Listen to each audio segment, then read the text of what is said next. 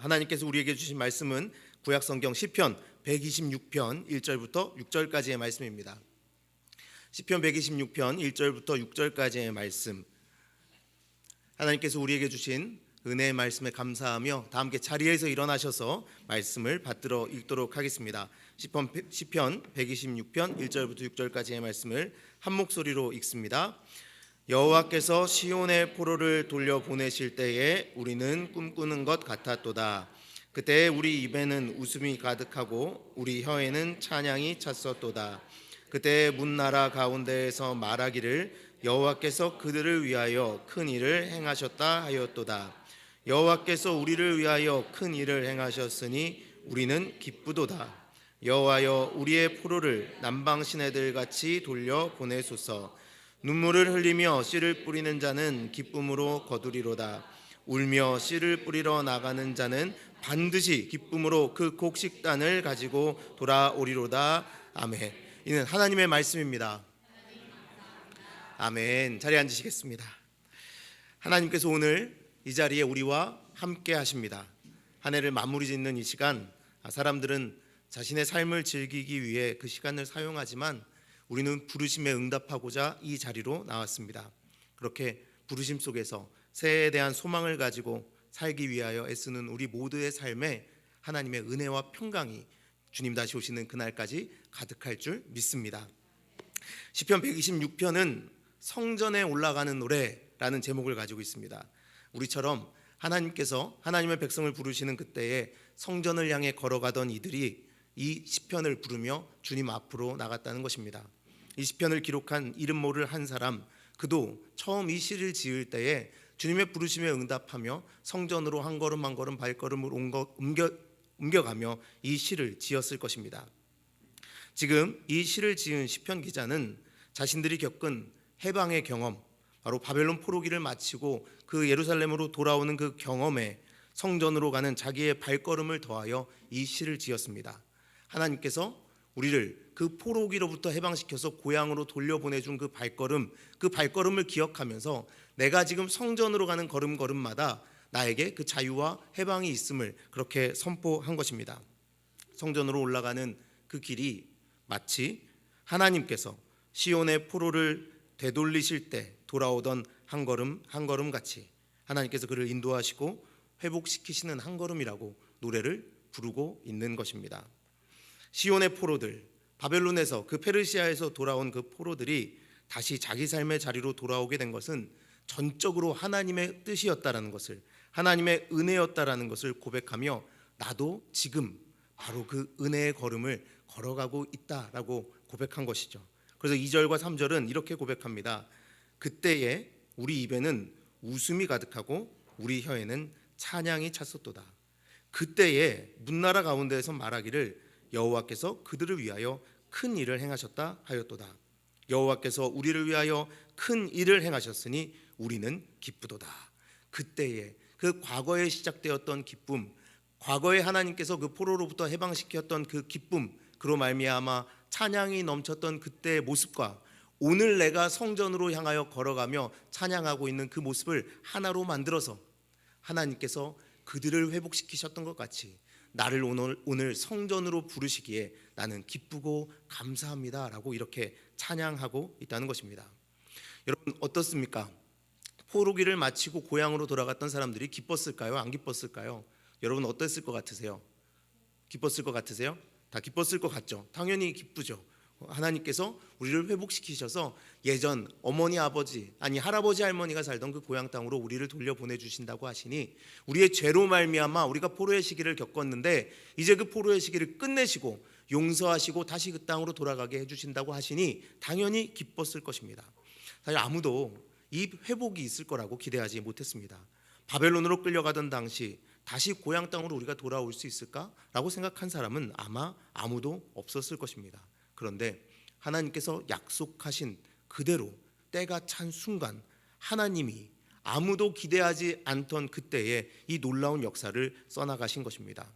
예상하지 못했던 시간, 예상하지 못했던 방식, 그렇게 사람들에게는 더욱더 큰 기쁨이 있었을 것입니다. 아무리 봐도 하나님의 약속의 때가 다가오고는 있지만 바벨론보다 더 강한 페르시아가 일어나 있고 우리는 여전히 힘이 약하니 아마 우리가 돌아갈 방법은 없을 것 같아 라고 좌절하고 있었던 하나님의 백성들이었을 텐데, 하나님께서 아무도 기대하지 못했던 그 방식으로 그들을 돌려보냈으니 다들 놀라서 기뻐 찬양할 수밖에 없었을 것입니다. 그래서 그때에 우리 입에는 웃음이 가득했고 찬양이 넘쳤었다라고 고백하고 있는 것이죠. 그런데 여러분, 분명히 저희가 이렇게 기쁨을 강조하고 있지만 그들이 다 놀랐을 거예요, 아마 다 기뻤을 거예요, 감사했을 것이에요 라고 말하고 있지만, 요즘 우리가 느헤미야서를 주일마다 보고 있지 않습니까? 느헤미야서를 보고 있다면 여러분, 사실 여기서 하나 의문점이 생길 만한 것이 있습니다. 돌아간 그들이 정말 기뻤을까라는 그 의문입니다. 정말 하나님께서 이제 너희가 돌아가게 해줄게 라고 말씀하신 그 순간, 와, 하나님 드디어 돌아가는군요 라고 말은 했지만, 정작 고향으로 돌아가서 그 고향을 봤을 때 여러분, 그들의 마음에 그들의 생각에 어떤 생각이 가장 먼저 자리 잡았겠습니까? 현실이 어땠습니까? 사실 예루살렘에 도착한 그들을 맞이해 준 것은 폐허뿐이었습니다. 아무것도 남지 않은 도시.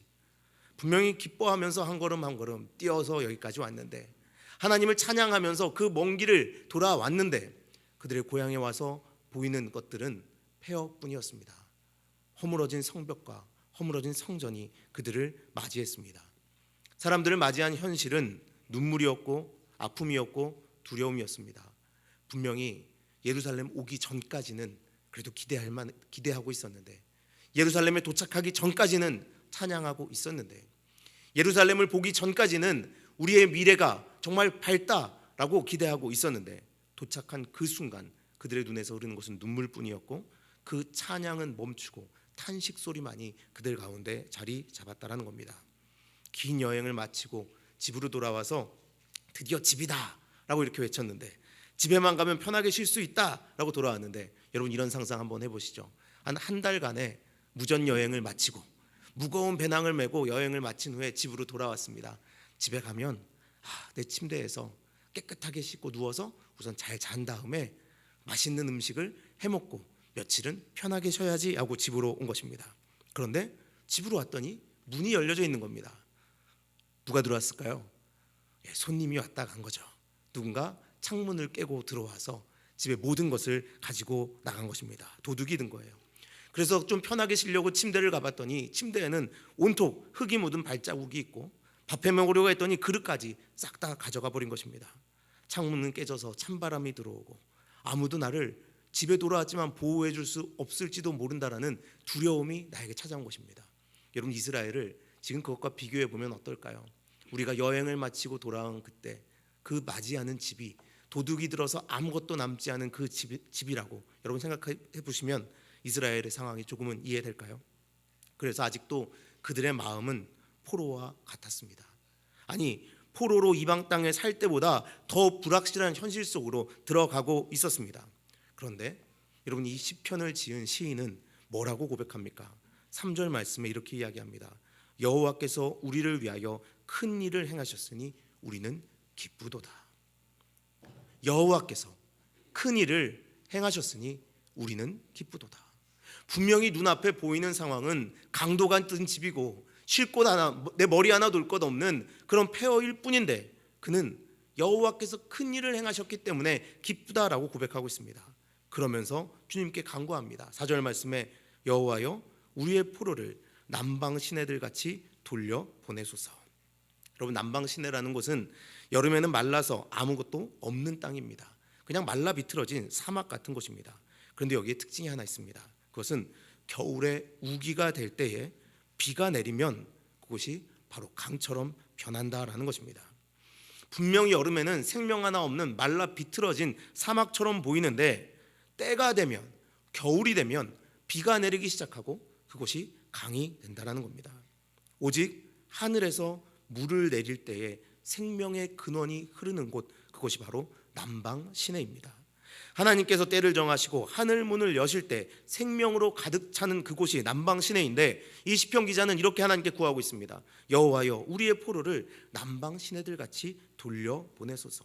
말라 비틀어진 그 땅, 모든 것이 허물어진 이 예루살렘을 보면서 내 마음에 탄식이 일고 두려움이 일었지만, 하나님의 때가 오늘 이렇게 우리에게 주어진 것처럼 다시는 돌아오지 못할 것 같은 그 고향을 향하여 우리의 발걸음을 옮기게 하셨던 그 하나님이 이 폐허 위에서도 비를 내리시사 말라 비틀어진 이 위에 생명을 움트게 하실 거라고 그는 믿음으로 이렇게 고백한 것입니다. 하나님의 희망을 담아 그는 노래한 것입니다.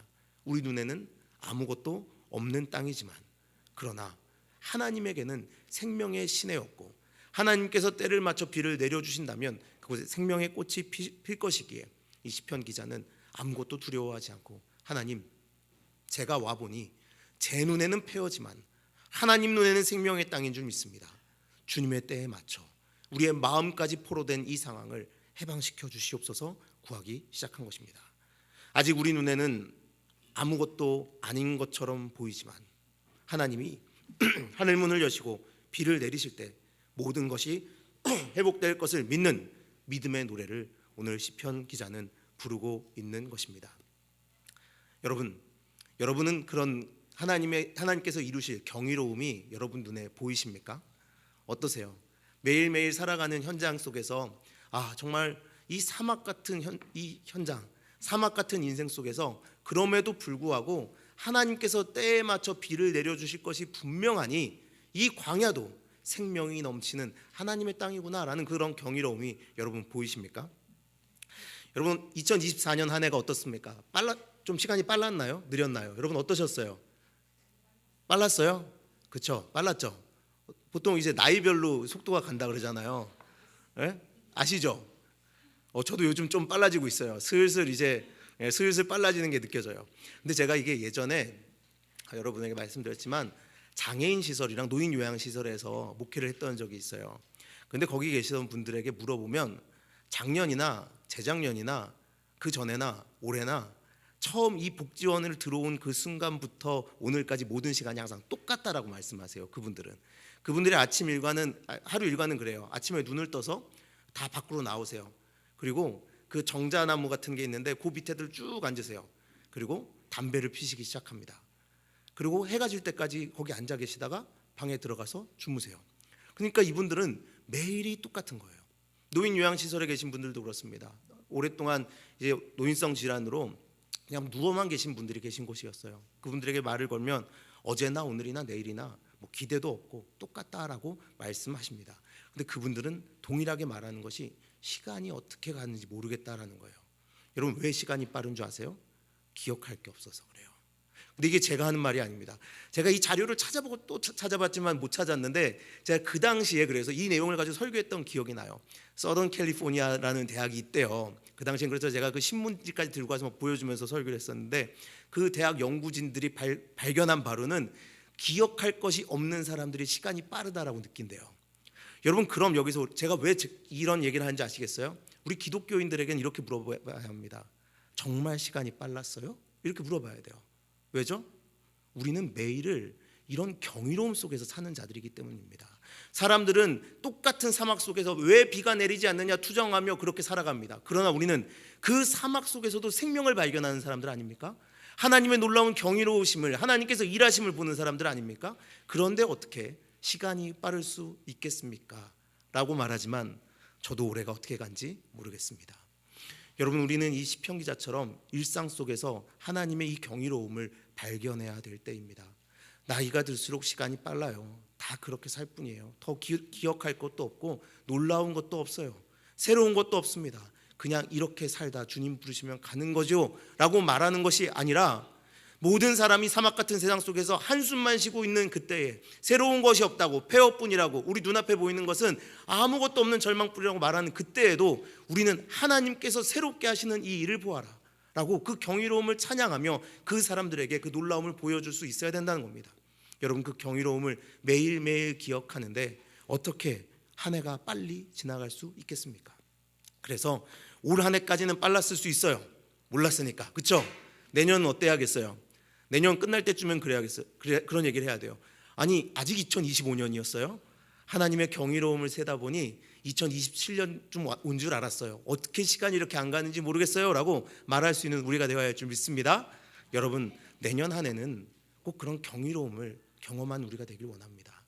하나님의 경이로움 때문에 그 놀라운 하나님의 하시는 일들 때문에 와 정말 오늘 하루 하나님께서 나에게 행하신 이 놀라운 일들 때문에 내가 하루를 어떻게 보냈는지 모르겠다라고 사람들한테 자랑하는 그런 하루를 보냈으면 좋겠습니다.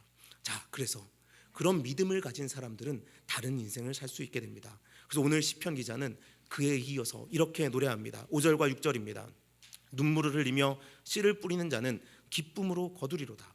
울며 씨를 뿌리러 나가는 자는 반드시 기쁨으로 그 곡식단을 가지고 돌아오리로다. 아멘. 하나님, 도대체 언제입니까? 라고 그는 좌절하지 않았습니다.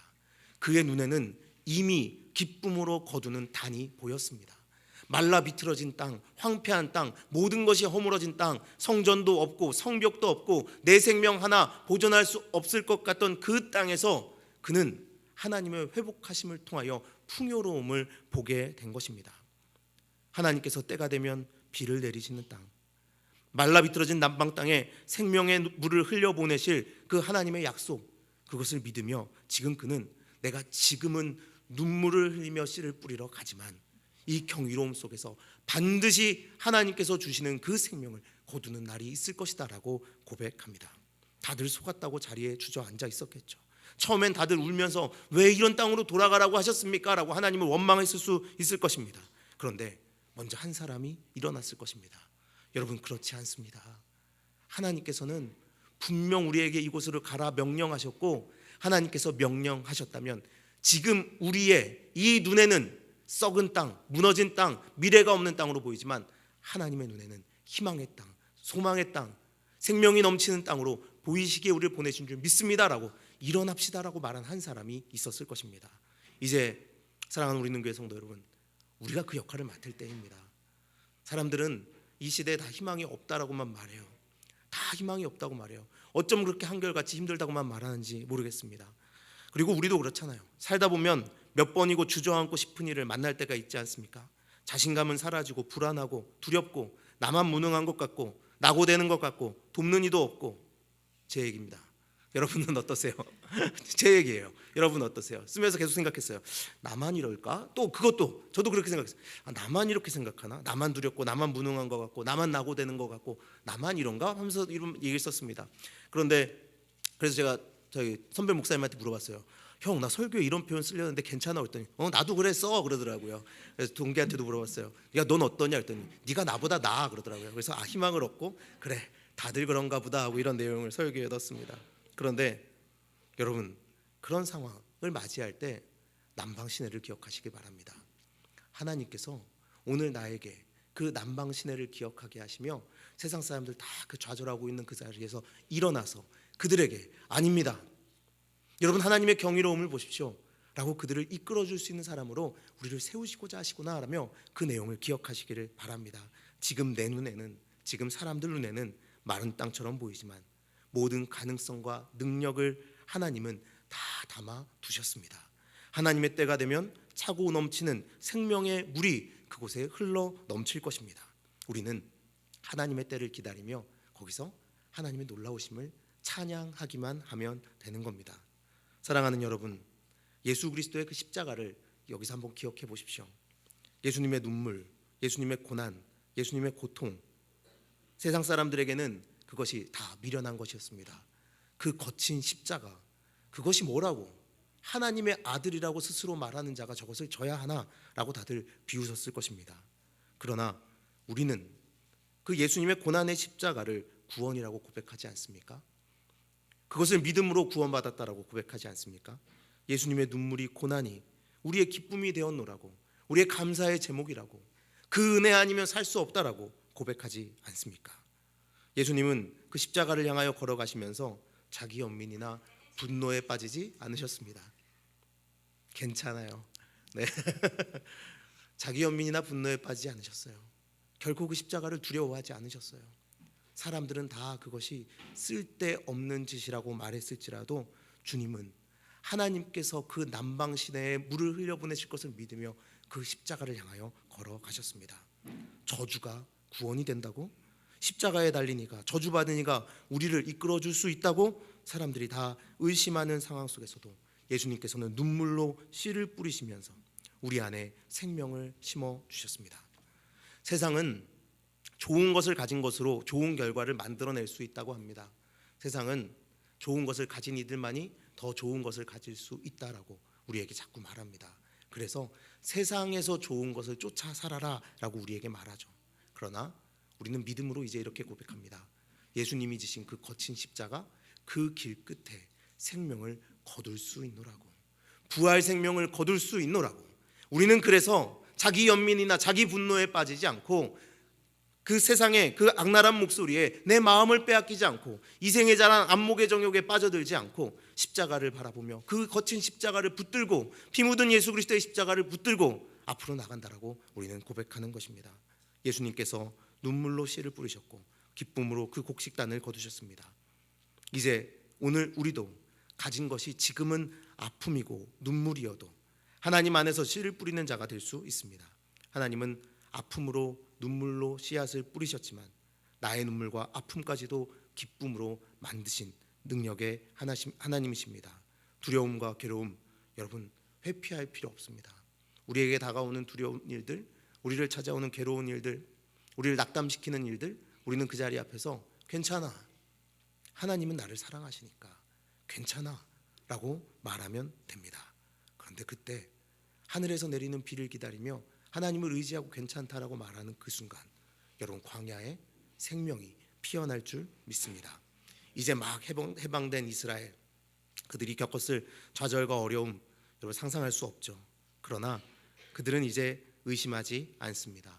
하나님께서는 변화를 가져다 주시는 분이시며 마른 땅이지만 비를 내리시는 분이시고 하나님이 정해주시는 원력에 따라 어렵지만 눈물 나지만 끝까지 믿고 씨를 뿌린다면 추수할 때를 준비해 주시는 분이십니다. 내년 2025년 여러분 무엇을 꿈꾸고 계십니까? 제가 여러분에게 확답 드릴 수 있는 것이 하나 있습니다. 여러분이 꿈꾸고 있는 것보다 더 큰 은혜가 이미 우리에게는 주어졌습니다. 여러분이 기대하고 있던 그 어떤 복보다 큰 복이 이미 우리에게는 주어졌습니다. 예수께서 십자가 위에서 완전하게 이루신 구원, 그러니까 여러분 우리는 아무것도 두려워할 필요 없습니다. 저도 두려워하지 않기 위해 애쓰고 무릎 꿇으려고 합니다. 이제 내년에는 우리 조금 더 기도하고 조금 더 말씀에 다가서서 우리가 우리 스스로를 좌절시키려는 목소리에 따라가는 것이 아니라 우리를 일으켜 세우시고 그 경이로움을 찬양하게 만드시고 소망 가운데 세상에 나아가 예수 그리스도의 증인되게 하시는 그 목소리에 더 귀 기울이는 우리 모두가 되기를 바랍니다. 갈라디아서 6장 9절 말씀이 이렇게 되어 있습니다. 우리가 선을 행하되 낙심하지 말지니 포기하지 아니하면 때가 이름에 거두리라. 우리도 정직하게 농부가 씨를 뿌려 결과를 얻는 것처럼 살아갑시다. 그렇다면 하나님께서 이루시는 일을 볼 것입니다. 우리는 교회 모든 성도가 예수 그리스도의 몸인 우리가 바로 그것을 세상 가운데 증거하는 증인 되는 공동체로 세워지기를 간절히 바랍니다.